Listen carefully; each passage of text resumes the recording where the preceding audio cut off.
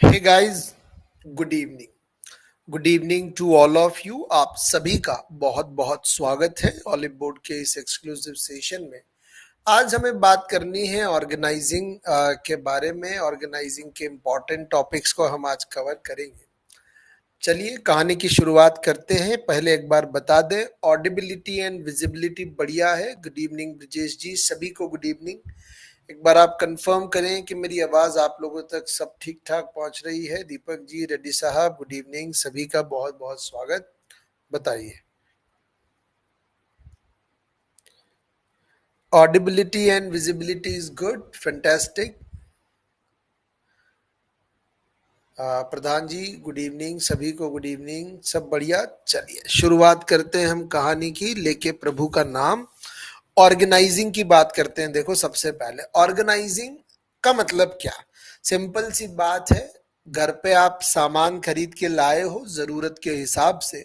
अब हर चीज को उसकी रेलिवेंट जगह पर रख रहे हैं। तो ऑर्गेनाइजिंग एक्चुअली दो चीजों से मिलके बनी है। ऑर्गेनाइजिंग पहले बारे में तो याद रखना, एक प्रोसेस है। ऑर्गेनाइजिंग जो है वो क्या है, एक प्रोसेस है। और उससे जो आउटपुट मिलेगा ऑर्गेनाइजिंग करने के बाद, जो आपको ऑर्गेनाइजेशन की शक्ल दिखेगी, उसे हम ऑर्गेनाइजेशन बोलते हैं। दो चीजें ऑर्गेनाइजिंग में आती हैं, दोनों रिलेटेड हैं बिजनेस के रिसोर्सेस से। तो रिसोर्सेस बिजनेस के लिए अरेंज करना और उन्हें अलोकेट करना, दोनों को मिला दें तो ऑर्गेनाइजिंग की पूरी प्रोसेस बनती है। अब ऑर्गेनाइजिंग की प्रोसेस में होता क्या है, सबसे पहले तो पता लगाओ कि आपके ऑर्गेनाइजेशन में कौन कौन से काम हो रहे हैं। लिस्ट बनाओ कि क्लीनिंग से लेकर प्रोडक्शन तक, मार्केटिंग तक, सेल्स तक और टॉप लेवल पर डिसीजन लेने तक कितने काम हो रहे हैं।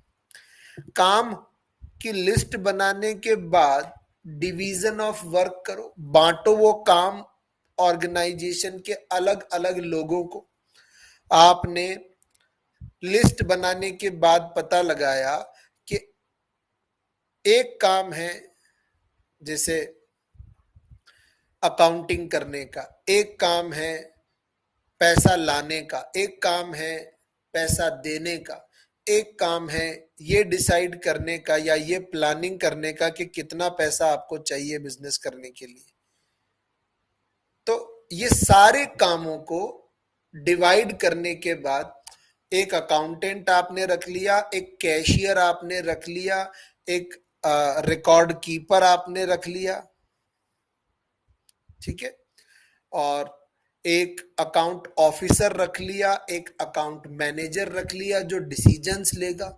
ये सब डिवीजन ऑफ वर्क हो गया, कामों की लिस्ट और फिर डिवीजन ऑफ वर्क भी हो गया। डिपार्टमेंटलाइजेशन का मतलब क्या है, इन सब कामों को जोड़ के आपने एक अकाउंट्स डिपार्टमेंट बना दिया। एक जैसा या एक दूसरे से रिलेटेड काम करने वाले लोगों को एक सिंगल ग्रुप में हमने डाल दिया।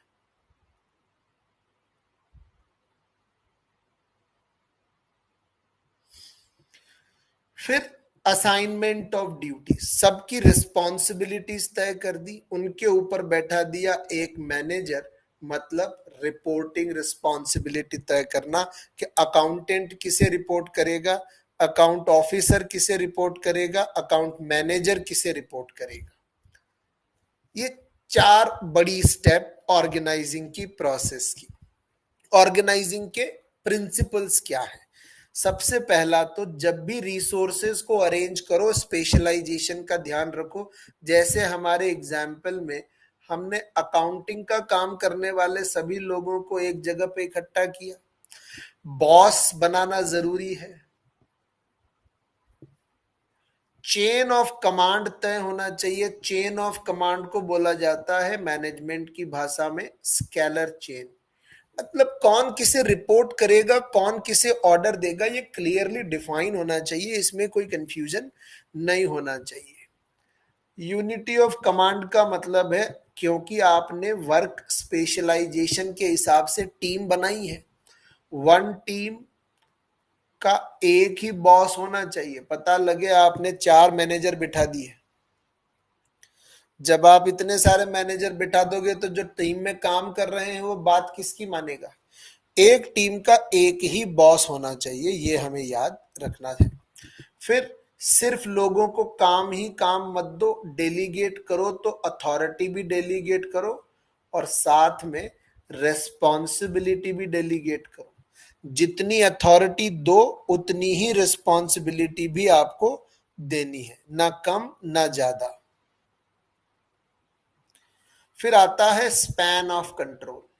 स्पैन ऑफ कंट्रोल का मतलब क्या है? आप जब भी किसी को टीम के ऊपर बैठा रहे हो, एक आदमी को बॉस बना रहे हो ना आप, इस बॉस की कैपेबिलिटीज आपको पता होनी चाहिए कि ये ज्यादा से ज्यादा कितने लोगों को कंट्रोल कर सकता है। स्पैन ऑफ कंट्रोल का मतलब होता है number of people controlled by manager. एक मैनेजर कितने लोगों को कंट्रोल करता है, यह उसका स्पैन ऑफ कंट्रोल कहलाता है। बताइए, यहां तक की सारी बातें क्लियर है एवरीवन? अब हम बात करते हैं टाइप्स ऑफ ऑर्गेनाइजेशन, और अगले 10 मिनट सबसे इंपॉर्टेंट डिस्कशन है, बहुत काम का है एग्जाम के लिए। यहां से 2 क्वेश्चन तय है अगले 5-7 मिनट में जो हम डिस्कस करने वाले हैं।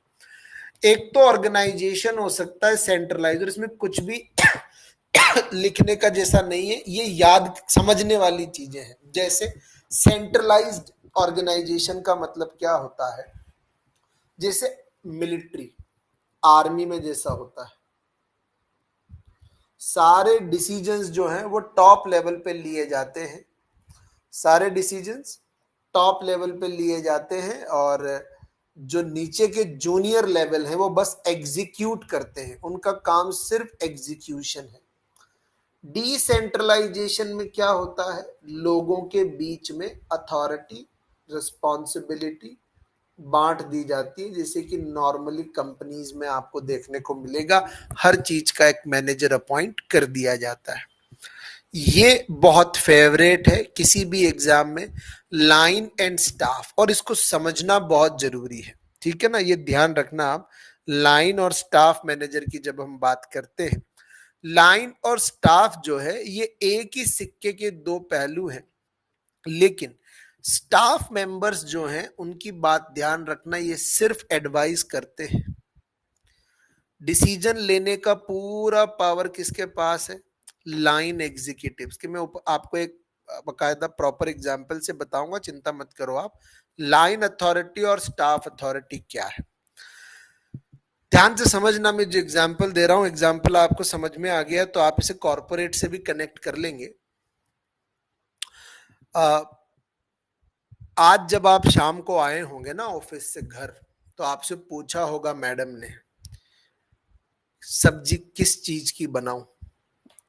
आपने कहा यार पनीर बना ले, लेकिन बनी भिंडी ही है। तो आपसे सिर्फ सलाह मांगी गई है, जरूरी नहीं है आपकी बात मानी जाए। आप क्या हो? स्टाफ मेंबर हो। डिसीजन मेकिंग पावर किसके पास है? मैनेजर साहब के पास है। तो लाइन एग्जीक्यूटिव, जो लाइन मैनेजर है, उसको कभी कभी मदद करने के लिए, अगर उसे जरूरत हो तो उसकी मदद करने के लिए, उसका वर्कलोड कम करने के लिए आपकी सलाह ली जाती है, आपकी मदद ली जाती है। जरूरी नहीं है आपकी सलाह और आपकी मदद हर बार मानी जाए। क्लियर है? लाइन और स्टाफ के बीच का डिफरेंस क्लियर है? आपके मैनेजर साहब ने आपको ऑफिस में बुलाया, किसी मुद्दे पर आपकी सलाह मांगी, आपने दी, या तो उन्होंने मान ली या उन्होंने नहीं मानी। जैसे पनीर की सब्जी या तो बन गई या भिंडी से ही काम आपको चलाना पड़ेगा। इस एग्जाम्पल का मेरे घर से कोई लेना देना नहीं है, भिंडी नहीं बनी है घर पे, ये ध्यान रखना आप, ठीक है? बताओ, क्लियर है doubt? Line and staff clear है? Any doubt, any query, anything in this please? Line and staff बड़ा इंपॉर्टेंट है। लाइन अथॉरिटी का रोल क्लियर है, स्टाफ अथॉरिटी का रोल क्लियर है, कोई क्वेरी है तो पूछिए। फिर आता है फंक्शनल ऑर्गेनाइजेशन। फंक्शनल ऑर्गेनाइजेशन जो ऑर्गेनाइजेशन एक्टिविटीज के बेसिस पर बढ़ता है। आपके ऑर्गेनाइजेशन में जितनी एक्टिविटीज होती हैं उसके बेसिस पर ये बढ़ता है। जैसे मार्केटिंग एक काम है तो उसका अलग डिपार्टमेंट बना दिया, फाइनेंस का अलग डिपार्टमेंट बना दिया। इसी से मिलता जुलता एक और टाइप है, उसको मैं यही लिख देता हूं ताकि सब एक जगह पर हो जाए, डिविजनल। डिविजनल स्ट्रक्चर जो होते हैं वो प्रोडक्ट बेसिस पर बढ़ते हैं। प्रोडक्ट बेसिस पर मतलब आपका ऑर्गेनाइजेशन फूड डिलीवरी भी करता है और आपका ऑर्गेनाइजेशन ग्रोसरी का डिलीवरी भी करता है। हम ब्लिंकिट और जोमेटो की बात कर रहे हैं या हम स्विगी और स्विगी इंस्टामार्ट की बात कर रहे हैं। तो हम क्या कर रहे हैं, हम दो अलग अलग प्रोडक्ट और सर्विसेज दे रहे हैं। हमने ऑर्गेनाइजेशन को दो अलग अलग प्रोडक्ट बेसिस पर बांट दिया, फूड डिलीवरी को अलग और ग्रोसरी डिलीवरी को अलग। अब फूड डिलीवरी डिपार्टमेंट के भी अपने कुछ, इसका भी मार्केटिंग डिपार्टमेंट होगा, इसका भी फाइनेंस होगा, इसकी भी अकाउंटिंग होगी, इसकी भी सेल्स होगी। ऐसे ग्रोसरी के भी अपने marketing, finance, sales, accounting department होंगे। तो प्राइमरी क्लासिफिकेशन तो प्रोडक्ट बेसिस पर है, बट उसके बाद में फिर से फंक्शन बेसिस पर ही बट गया। फंक्शनल में क्या है अभी थोड़ी देर में देखेंगे, या मैं यही बता देता हूं। मार्केटिंग डिपार्टमेंट अलग, फाइनेंस का अलग, प्रोडक्शन का अलग।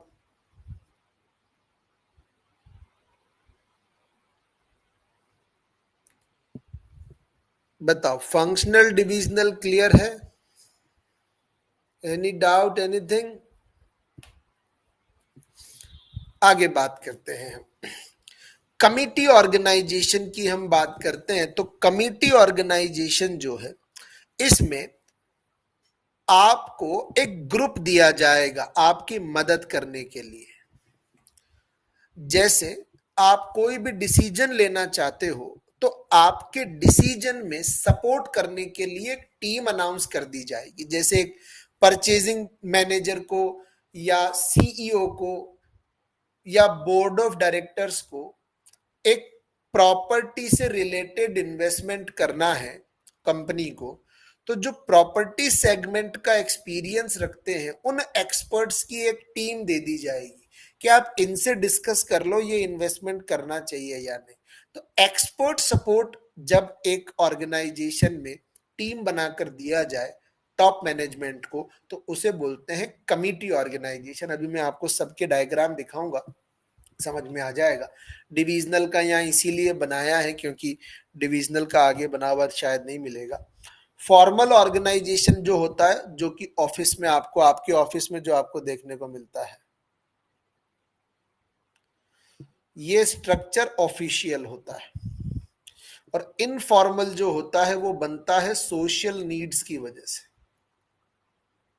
ऑफिस में जरूरी नहीं है कि आपकी दोस्ती या आप अपना पर्सनल ओपिनियन सिर्फ अपने बराबर के एम्प्लॉय से ही शेयर करते हो सकता है आप ये शेयर करते हो अपने जूनियर के साथ, या हो सकता है आप ये शेयर करते हो सकता है आप ये शेयर करते हो अपने सीनियर्स के साथ।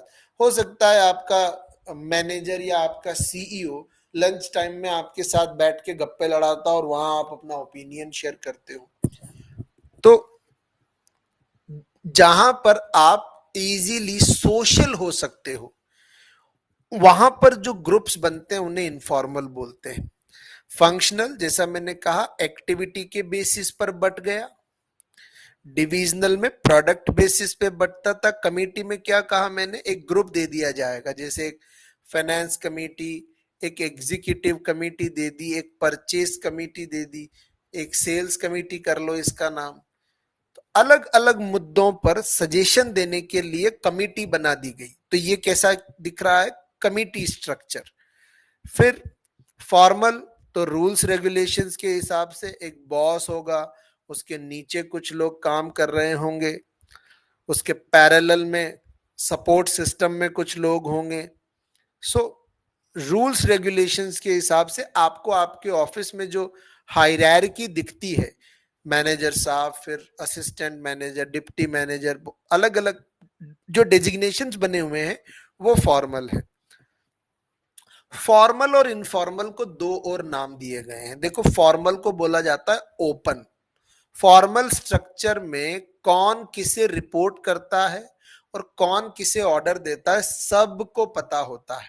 इसीलिए ऑर्गेनाइजेशन के गोल, ऑब्जेक्टिव, पॉलिसी, जॉब डिस्क्रिप्शन, कितने हमारे फाइनेंशियल रिसोर्सेज हैं, अथॉरिटी कौन है, कौन किससे कैसे कम्युनिकेट करेगा, ईमेल आईडीज क्या हैं, प्रोडक्ट और सर्विसेज हम क्या बनाते बेचते हैं, ये सब ऑफिशियली डिस्कस किया जाएगा।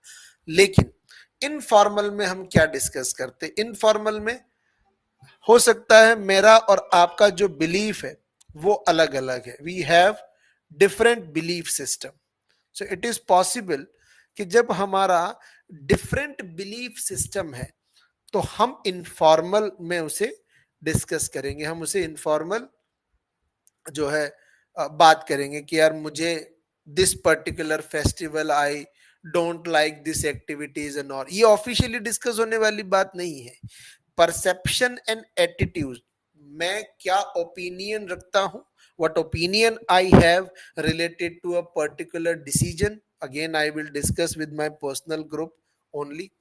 Values obviously I will convey, मेरी जिससे मेरा थॉट प्रोसेस बैठता है उसी के साथ मैं बैठ के कंपनी बना पाऊंगा, उसी के साथ बैठ के मैं बात कर पाऊंगा। Than feeling, Joy, fair, anger, hatted, ये सारी चीजें जो है, ये सारी की सारी चीजें हम डिस्कस करेंगे सिर्फ हमारे दोस्तों के साथ। इनफॉर्मल ऑर्गेनाइजेशन में जो बनता है that is called group norms. यहां पर एक बड़ी मजेदार बात होती है कि इनफॉर्मल हमेशा हिडन होता है। यहां पर आप सोर्स ऑफ इंफॉर्मेशन पता नहीं लगा सकते कि यह खबर कहां से उड़ी, तो इसलिए अफवाहें बहुत फैलती है इनफॉर्मल ऑर्गेनाइजेशन के अंदर। अब हम बात करेंगे कुछ थ्योरीज के बारे में, बट पहले एक बार कोई डाउट आपके मन में है तो प्लीज आप लोग पूछ ले। क्वेरीज मुझे नजर आ रही हैं। मिक्स तो रहा है फंक्शन, हाँ मिक्स ही है। फंक्शनल स्ट्रक्चर हर तरीके के स्ट्रक्चर में मिलेगा, ये दोनों अलग अलग नहीं है।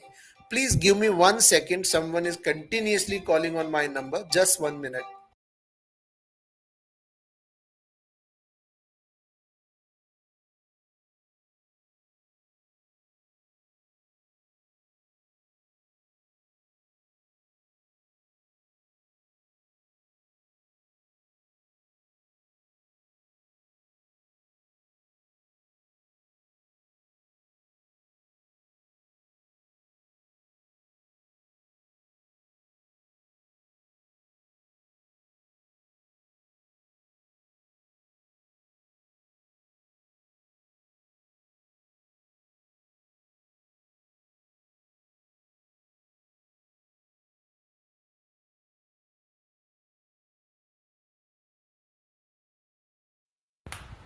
Sorry, there is a wrong number, he is continuously calling, I am cutting his call and is continuously calling me।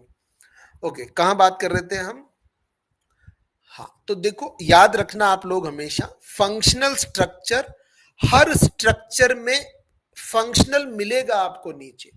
हम बात कर रहे हैं ऑर्गेनाइजेशन प्राइमरीली किस बेसिस पर बांटा गया। तो अगर मैं रिलायंस की बात करूं तो टेलीकम्युनिकेशन एंड पेट्रोल दो अलग अलग चीजें हैं, ये दो डिपार्टमेंट बनाए गए अलग अलग। अब ये प्रोडक्ट के बेसिस पे बनाए गए, क्योंकि प्रोडक्ट के बेसिस पर ये बना है इसीलिए हम इसको क्या बोलेंगे, डिविजनल। अब मुझे पता है टेलीकम्युनिकेशन में भी मार्केटिंग, सेल सब होगा, तो फंक्शन तो हर जगह मिलेगा, बट सबसे प्राइमरी कैटेगरी जो आपको अगर फंक्शन मिल रही है, कोई एक, जैसे आपका बैंक है, अब बैंक के अंदर हमने कैश एक्टिविटी, लोन एक्टिविटी, अलग अलग डिपार्टमेंट बना दिए, तो ये क्या है, ये फंक्शनल स्ट्रक्चर है। आपके यहां जो काम हो रहा है उसके बेसिस पे हमने बांटा है। क्लियर? चलिए डाउट बचे तो पूछ लेना, हम कुछ और भी एग्जांपल्स बना लेंगे। मैं चाहता हूं कि आप उसको बिजनेस एग्जांपल से समझे, बेहतर होगा। फंक्शनल और डिविजनल की सारी बातें अब क्लियर है आई थिंक। इनफॉर्मल बिल्कुल स्टार टोपोलॉजी आप कह सकते हो बोलचाल की भाषा में, but star topology communication channel का एग्जाम्पल है।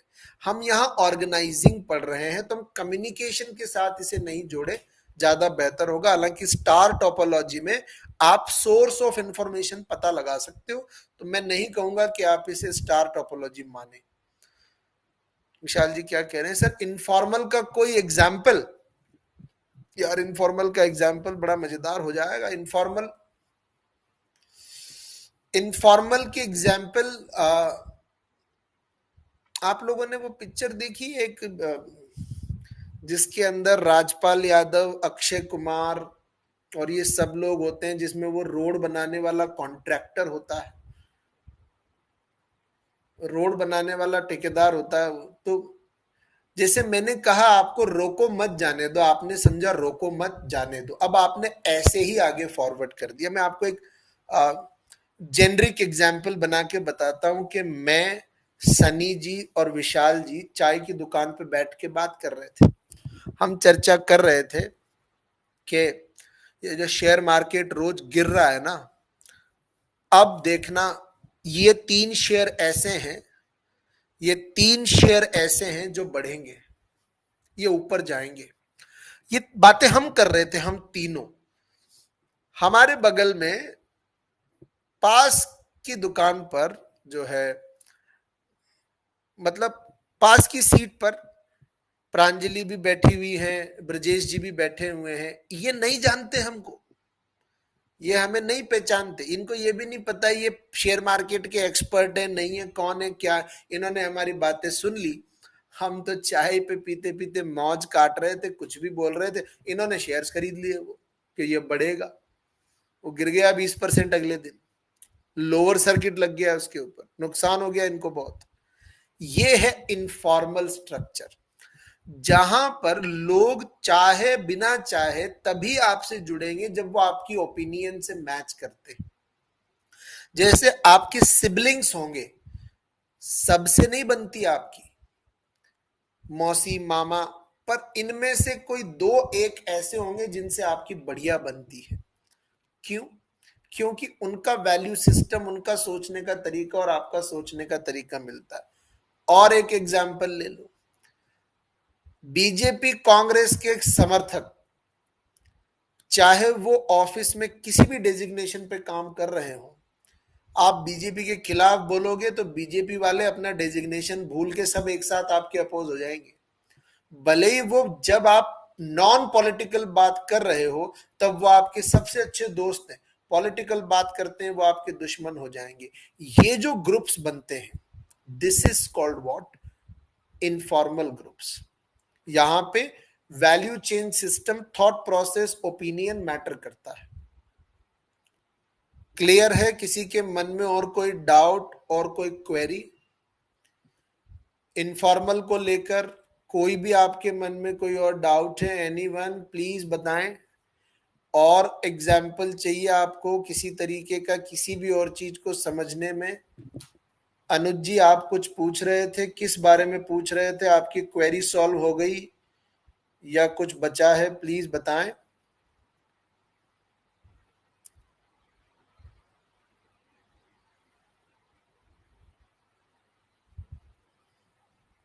क्लियर? यू नीड एनी और एग्जाम्पल और एनीथिंग एल्स यू नीड? सब बढ़िया है, बढ़े आगे। चलिए बहुत बढ़िया। बात करते हैं हम ऑर्गेनाइजेशन के चार्ट्स के बारे में। क्लियर है मामला? ऑर्गेनाइजेशन के चार्ट बहुत आसान टॉपिक है, बट नाम काम का है। मिस्टर टेरी ने डेफिनेशन दे दी कि आप आपके अभी जितने भी हमने फोटो देखे, ये सब क्या थे? ऑर्गेनाइजेशन के चार्ट थे। अगर आप ग्राफिकल फॉर्मेट में अपने ऑर्गेनाइजेशन को प्रेजेंट कर रहे हो तो हम उसे क्या बोलेंगे? Graphical chart.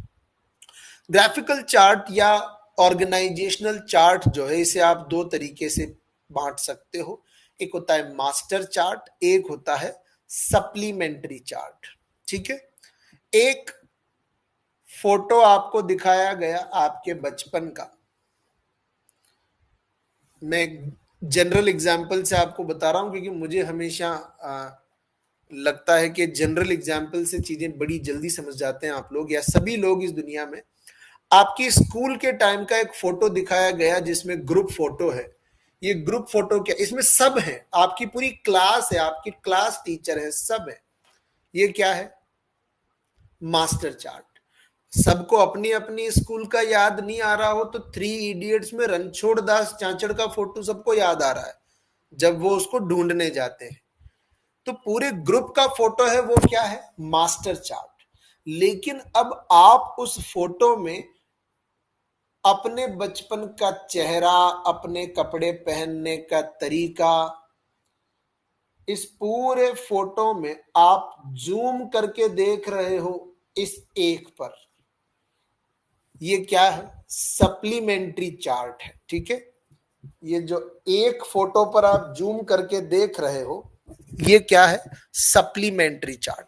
तो पूरे ऑर्गेनाइजेशन का डिजाइन क्या है? Master chart. उसमें किसी एक अथॉरिटी, एक पोजीशन का डिटेल चेक करने के लिए क्या बनाया जाता है? सप्लीमेंट्री चार्ट बनाया जाता है। बताइए, ये क्लियर है? मास्टर और सप्लीमेंट्री चार्ट।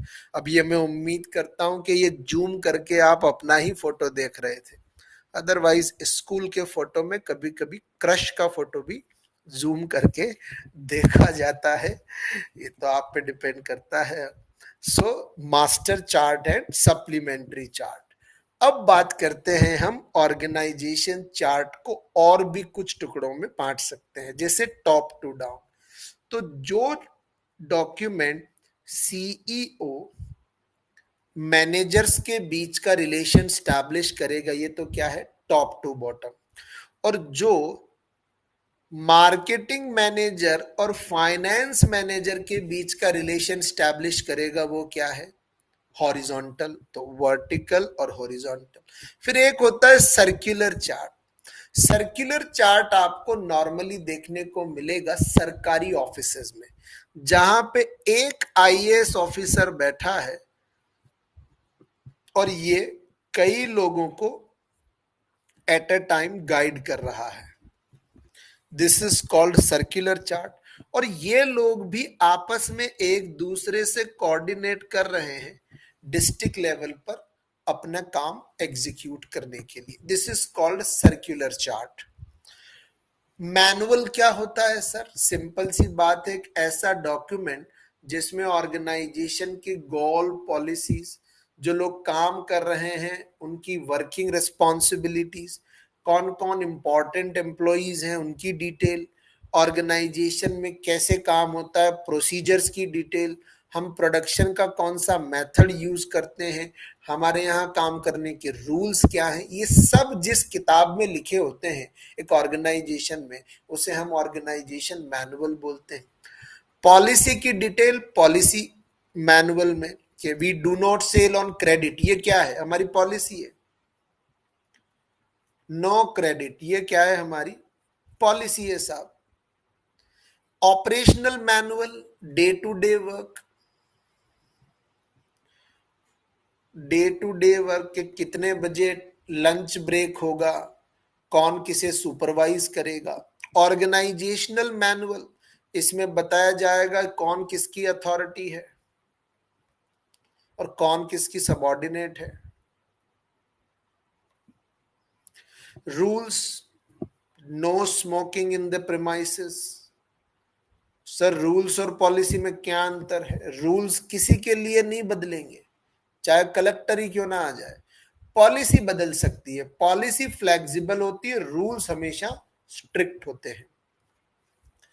अब ऑर्गेनाइजेशन के अलग अलग कल्चर्स हो सकते हैं। क्लियर है मामला सबको? मार खिलवाएंगे सनी जी।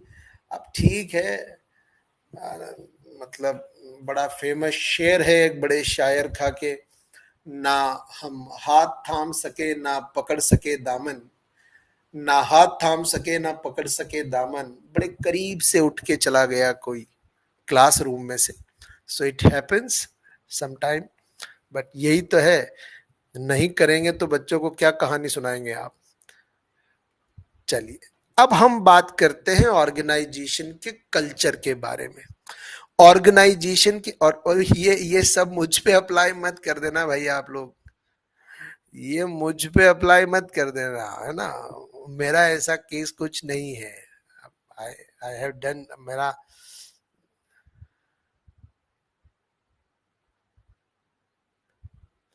हाथ थाम लिया, यही तो प्रॉब्लम। नहीं, प्रॉब्लम तो क्या हो गया, अभी वो मैसेज पढ़ लेगी तो पता लगेगा कि आपने हाथ थाम लिया तो प्रॉब्लम है।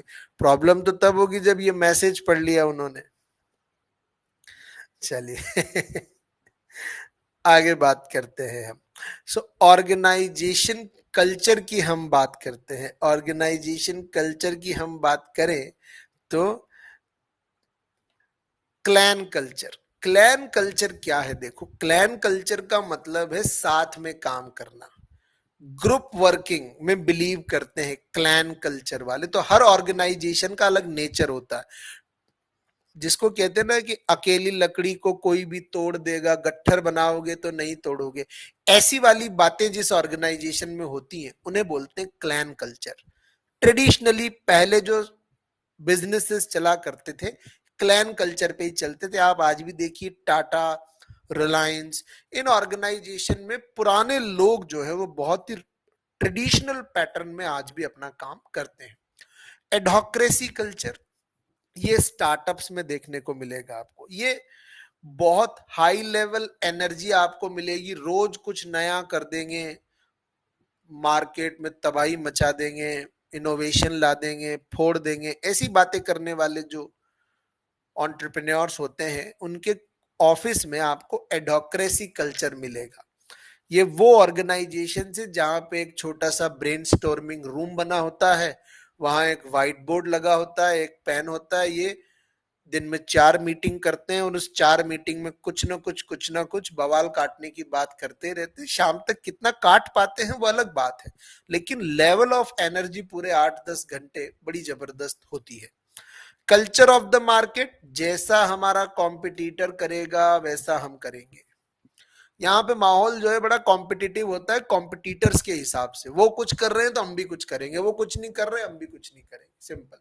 हायरार्की कल्चर आपको सरकारी ऑफिसेज में मिल जाएगा। Boss is always right, boss ने जो आदेश दिया है वो हम कर देंगे। यहाँ पे मालिक सेठ जी जैसा बोलेंगे वो हम कर देंगे, वैसा वाला मामला है। सरकारी ऑफिसेज में आपको देखने को ये हायरार्की कल्चर मिल जाता है।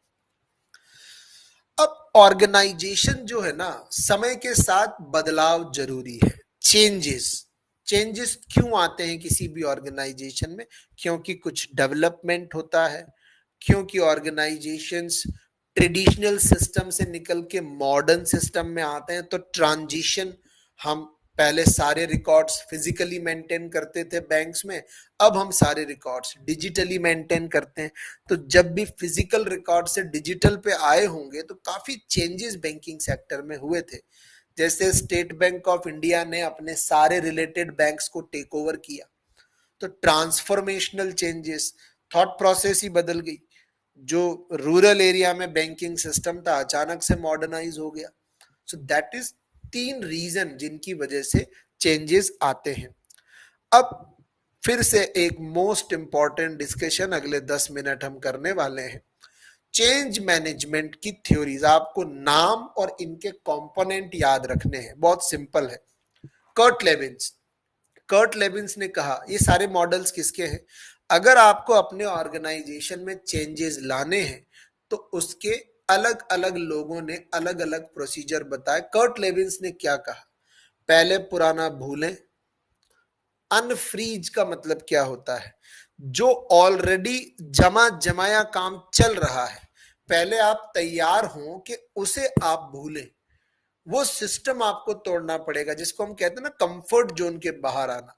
फिर कुछ नया चेंज लाएं और उसको इतनी बार प्रैक्टिस करवाएं अपने ऑर्गेनाइजेशन में कि जो नया है वो ही परमानेंट बन जाए। आप लोगों ने सुना होगा ना, वो आजकल बड़ा ट्रेंड चलता है, blue is the new red.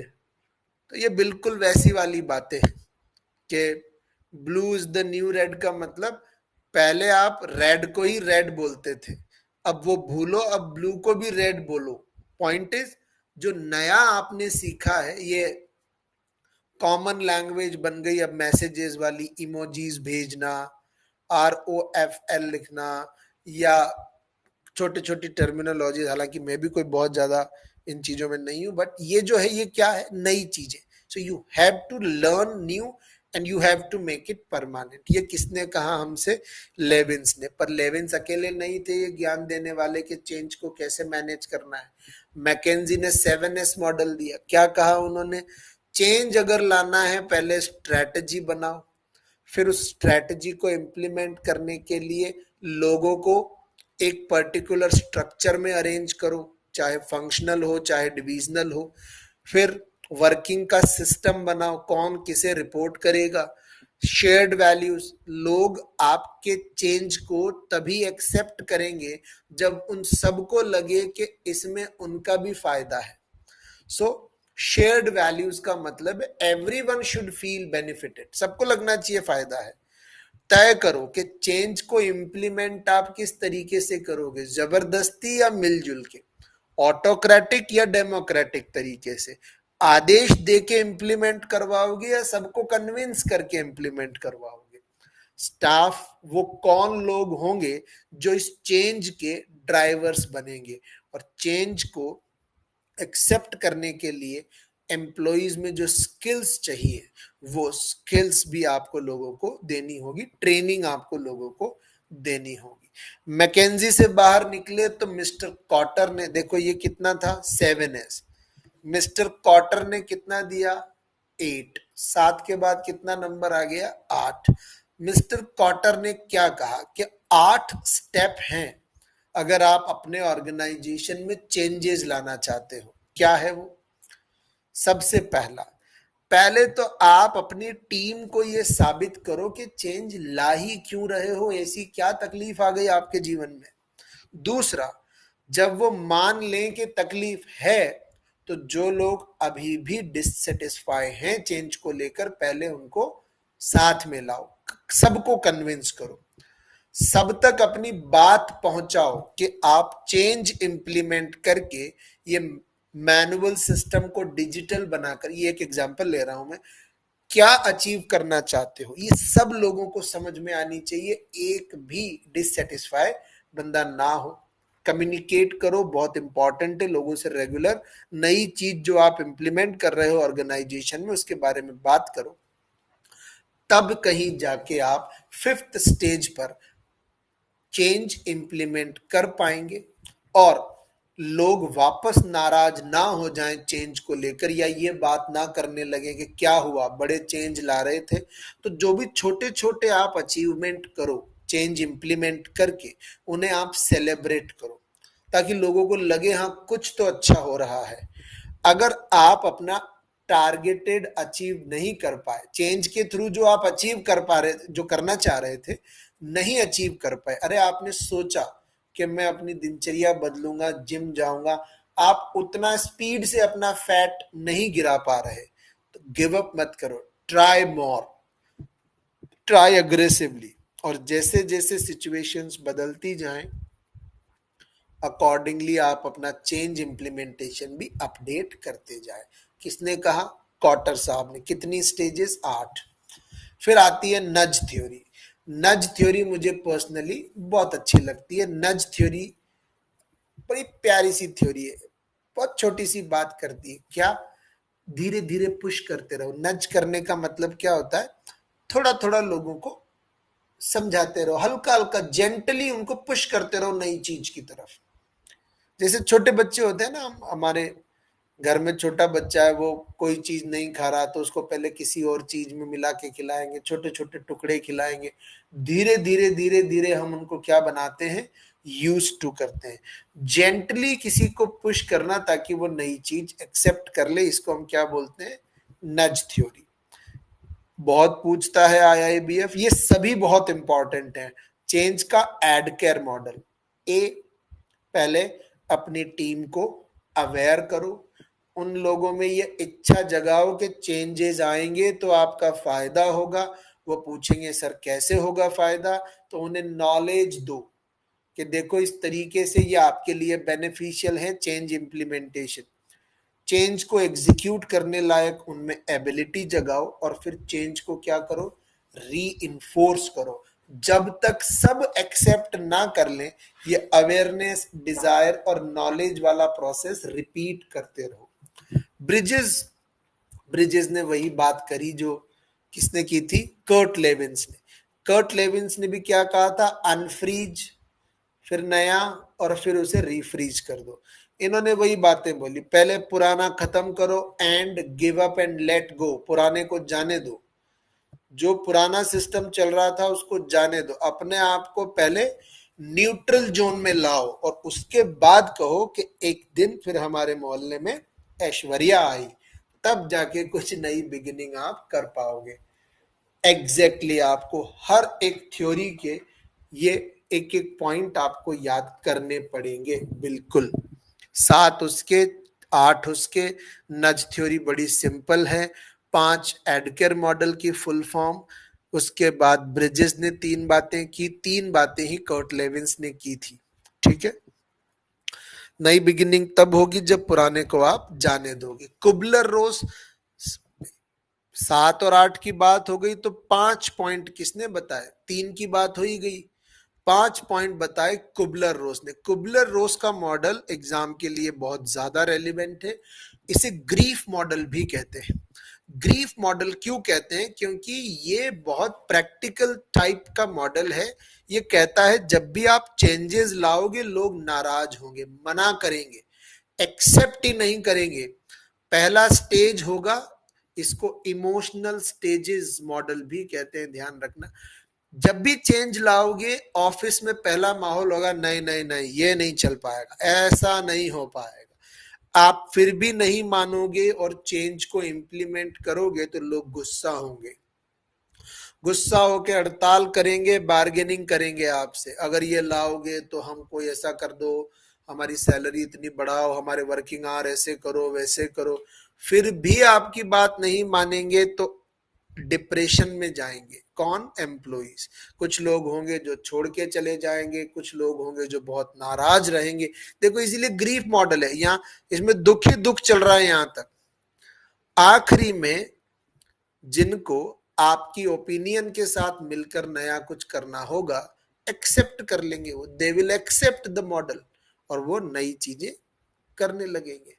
तो ये एक ऐसा मॉडल है कुबलर रोस का जो कहता है पुश करते रहो लोगों को, भले ही वो गुस्सा हो, बार्गेनिंग करें, कुछ को बार्गेन पे मना लो, फिर भी नहीं माने तो छोड़ के चले जाओ, नए लोगों को ले आओ, आखिरी में एक्सेप्टेंस लोग कर ही लेंगे। बताइए, ये हमारा पूरा ऑर्गेनाइजिंग का मामला, सारे के सारे मॉडल। थोड़ी सी बात अगर आप लोग कहें तो हम स्टाफिंग की कर ले, क्या बोलते हो बताओ। आप लोगों को लग रहा होगा सर इतनी सारी चीजें हम कैसे याद करेंगे। देखिए इसीलिए मैंने कहा था मॉड्यूल ए मुश्किल है, मॉड्यूल ए में याद करने का बहुत है, उनको जितना मैं हो पाएगा आपको चीजें कनेक्ट करूंगा, आपको बड़ी आसानी से याद रहेगी।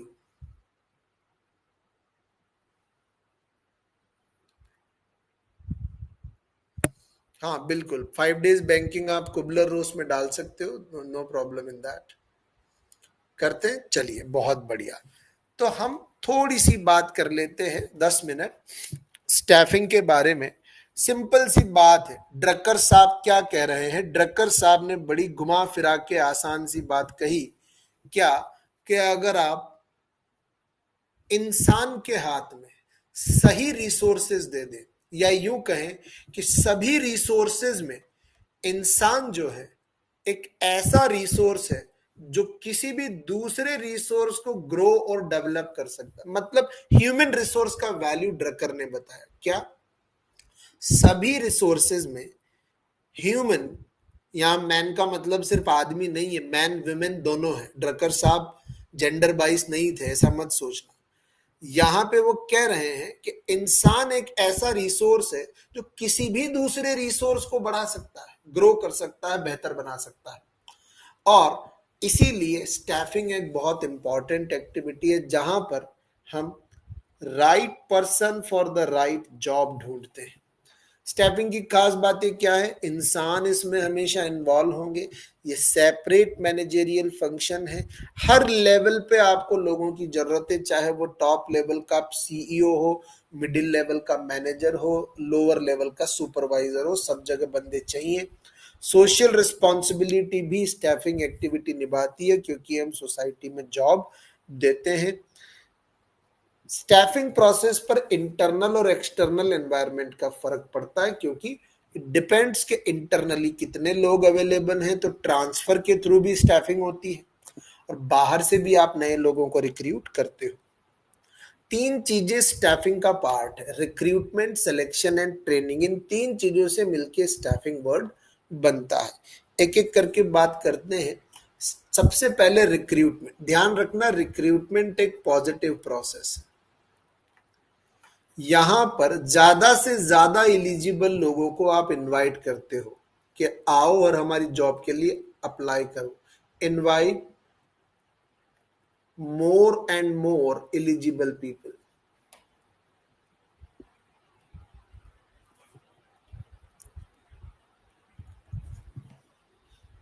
ध्यान रखना, रिक्रूटमेंट जो होता है वो एप्लीकेशन इनविटेशन पे खत्म हो जाता है। ये जो पहली दो स्टेप है यही रिक्रूटमेंट है।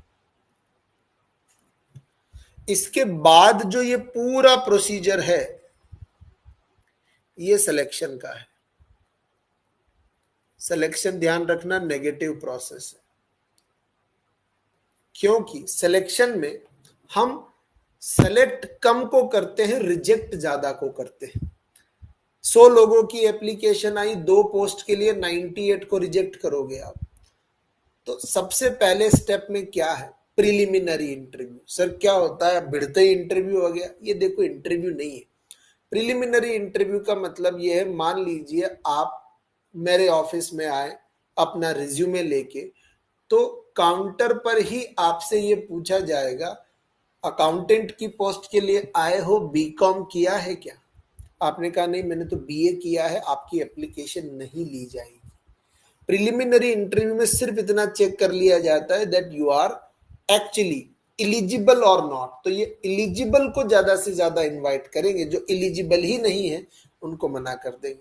हमने रिसीव कर लिया एप्लीकेशन, आप बीकॉम निकले, फिर हमने जितने भी लोग आए थे सबकी एप्लीकेशन की स्क्रीनिंग की। कई लोग वहां रिजेक्ट हो जाएंगे क्योंकि हो सकता है रिक्वायर्ड परसेंटेज ना हो। फिर आपका एग्जाम लिया हमने सब्जेक्ट का, जो सेलेक्ट हुए मिनिमम क्राइटेरिया जिन्होंने क्रॉस किया उनका इंटरव्यू हुआ।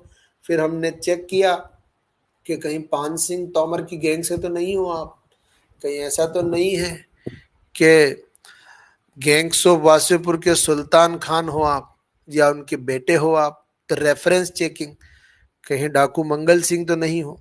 फिर मेडिकल एग्जामिनेशन किया आपका, ऐसा तो नहीं है कोई बीमारी हो आपको।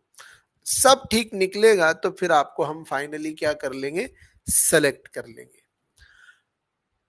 कितने सोर्सेज हो सकते हैं? एक क्वेश्चन यहां से तय है आपके एग्जाम में। एक तो इंटरनल रिक्रूटिंग कैसे होती है? ट्रांसफर, प्रमोशन, किसी को अपग्रेड कर दिया, किसी को डिमोट कर दिया, रिटायर्ड एम्प्लॉइज को वापस बुला लिया। अब क्या होता है सर ये रिट्रेंचमेंट? रिट्रेंचमेंट का मतलब आप ऐसे समझो कि आपने बुलाया एम्प्लॉय को और उससे पूछा कि देखो भैया, देने के लिए पैसा है नहीं, धंधा मंदा है, अगर हम आपको अभी भी नौकरी पे रखेंगे तो हम बंद करनी पड़ेगी कंपनी, थोड़ा कॉस्ट कटिंग चल रही है, तो 6 महीने ये थोड़ा बहुत पैसा पकड़ो आप, बेसिक, जिससे आपका रोटी कपड़ा मकान चल जाए, ये थोड़ा सा बेसिक अमाउंट पकड़ो। 6 महीने में हम कंपनी को वापस बेहतर बना लेंगे, आपको वापस बुला लेंगे। रिट्रेंचमेंट में आप एम्प्लॉय से बात करके उसे कन्विंस करके और फिर क्या कर रहे हो? उसे जॉब से हटा रहे हो। अब जरूरत पड़ने पर वापस बुला लो 6 महीने बाद रिट्रेंच्ड एम्प्लॉय को, तो वो इंटरनल में ही माना जाएगा। ध्यान रखना, कोई एम्प्लॉय की डेथ हो गई थी, उनके डिपेंडेंट्स को नौकरी दे दो, ये सब इंटरनल है। और एक्सटर्नल में क्या आएगा, बाहर से ले आए हम एडवर्टीजमेंट देके, कॉलेज यूनिवर्सिटी में कैंपस से ले आए, आउटसोर्सिंग कर लाए हम प्लेसमेंट एजेंसी से, एम्प्लॉयमेंट एक्सचेंज से ले आए, लेबर कॉन्ट्रैक्टर से ले आए। जो मैंने कहा था, कई लोग होते हैं जो वैकेंसी नहीं है फिर भी आपके ऑफिस में रिज्यूम छोड़ जाते हैं, unsolicited applicants, employees referral, recruitment at factory gate होता है आज भी। इंडस्ट्रियल एरियाज में रोज फैक्ट्री के गेट पर मजदूरों की भीड़ लगती है, उसमें से कुछ जितने की जरूरत है ले लो, वो डेली बेसिस का रिक्रूटमेंट है, दिहाड़ी मजदूरी जिसको हम लोग बोलते हैं। फिर एक आती है रिटेन्ड रिक्रूटिंग। रिटेन्ड रिक्रूटिंग का मतलब क्या होता है, देखो रिटेन्ड रिक्रूटिंग का मतलब ये होता है कि मैंने, आप मेरे लिए बहुत इंपॉर्टेंट एम्प्लॉय हो, तो मैंने क्या किया, आपको 5 साल का कॉन्ट्रैक्ट करवा लिया एडवांस पैसा देकर कि आप तो ये पकड़ो कितना आपको चाहिए, मुझे छोड़ के नहीं जाओगे आप अगले 5 साल। इसको बोलते हैं रिटेन्ड रिक्रूटिंग। या कोई छोड़ के जा रहा था, उसको एक्स्ट्रा पैसा देके रोक लिया आपने, retained recruiting. Contingency recruiting corona के टाइम पे हमने देखी, जो बच्चे पढ़ ही रहे थे सिर्फ, उनको भी हमने कंपाउंडर डॉक्टर मान लिया था जो फाइनल ईयर में थे। कॉन्टिजेंसी रिक्रूटिंग जो इमरजेंसी में की जाती है। स्टाफिंग एजेंसीज, एम्प्लॉयमेंट एक्सचेंज की बात हमने की, ये बहुत इंपॉर्टेंट है दोनों एग्जाम के लिए। आउट प्लेसमेंट रिक्रूटमेंट का मतलब क्या होता है, ध्यान से समझना। देखो आउट प्लेसमेंट को एग्जाम्पल से ही आपको याद रहेगा ये। जैसे सीताराम जी को ले लेते हैं और वरुण जी को ले लेते हैं, तो एक्स लिमिटेड एक कंपनी है, एक्स लिमिटेड के बहुत ही होनहार एम्प्लॉय थे सीताराम जी। सीताराम जी का एक्सपीरियंस बहुत ज्यादा था, तो सैलरी बहुत ज्यादा थी इनकी। एक्स लिमिटेड अब थोड़ा एवरेज ही बिजनेस कर रही है, तो सीताराम जी की तनख्वाह का लोड नहीं उठा सकती। एक्स लिमिटेड के सीईओ मिले किससे, वरुण लिमिटेड से, किसी फंक्शन में। वरुण लिमिटेड ने बोला कि सर यार हमको है ना एक फाइनेंशियल एक्सपर्ट चाहिए। वरुण लिमिटेड के सीईओ किसको बोल रहे हैं, एक्स लिमिटेड के सीईओ को। कोई अच्छा सा बंदा आपकी नजर में हो तो बताओ। एक्स लिमिटेड ने वरुण लिमिटेड में किसको भेज दिया, मिस्टर एस को, कि यार देखो सीताराम जी जो है उनको हम तो सैलरी नहीं दे पाएंगे, क्योंकि उनकी सैलरी, इतना एक्सपीरियंस है और इतना नॉलेज है, इतना एक्सपर्टीज है कि उन, हालांकि उनके होने से हमको बहुत फायदा है, लेकिन हम उनका सैलरी ब्रैकेट फुलफिल नहीं कर पा रहे, हमारे फाइनेंशियल्स इतने स्ट्रांग नहीं है, आपके हैं, आपके बड़े काम के बंदे हैं वो।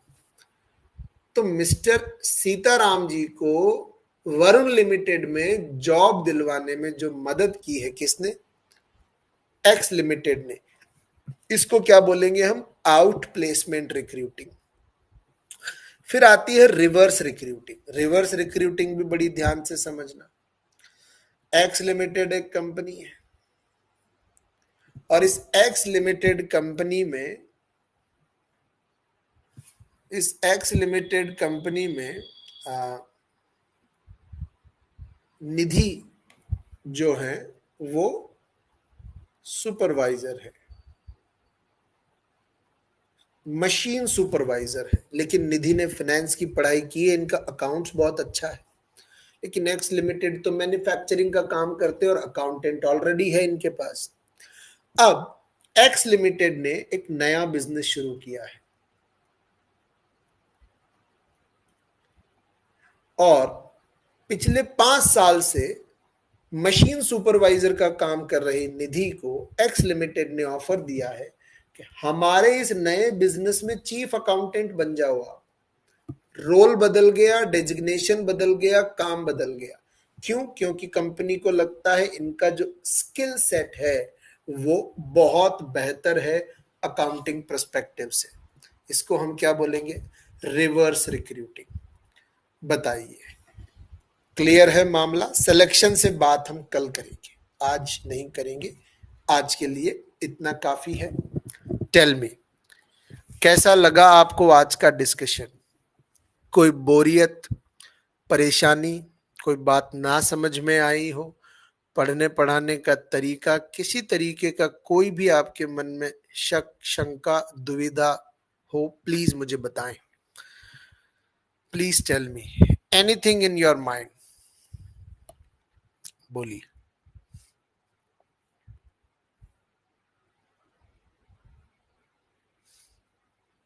Thank you, thank you very much. सब क्लियर है? रिवीजन बहुत जरूरी है, पर ये ध्यान रखना आप, कीप रिवाइजिंग। जब मौका मिले, जब भी मौका मिले, कीप रिवाइजिंग, रिवीजन करते रहिए, क्योंकि मॉड्यूल ए जो है वो रिवीजन मांगेगा।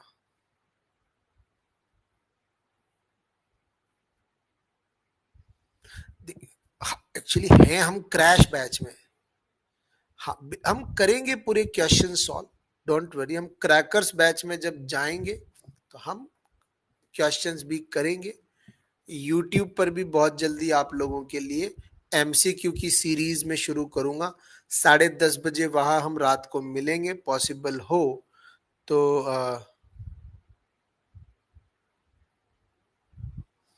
बेहतर होगा।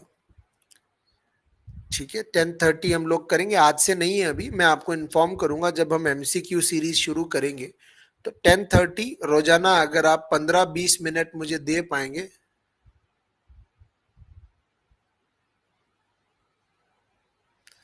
एचआर में आप 68 हो गया, बहुत बढ़िया। नहीं, एग्जाम्पल्स जो हम लोग ले रहे हैं, बोलचाल वाले एग्जाम्पल्स, वो तो नोट्स में नहीं होंगे, वो तो मैं इमीडिएटली बनाता हूँ, वो प्री प्लान्ड नहीं है वरुण जी। जो भी एग्जाम्पल्स में क्लास में ले रहा हूँ वो प्री प्लान्ड नहीं होते, वो मैं इमीडिएटली, आप देखो नाम भी मैं आप ही लोगों में से पिक करता हूँ, तो वो तो प्री प्लान नहीं होते। वो तो मैं इमीडिएटली सोच के कि कैसे बात आसानी से आप तक पहुंच सकती है। ठीक है, चलिए तो मिलते हैं हम लोग कल।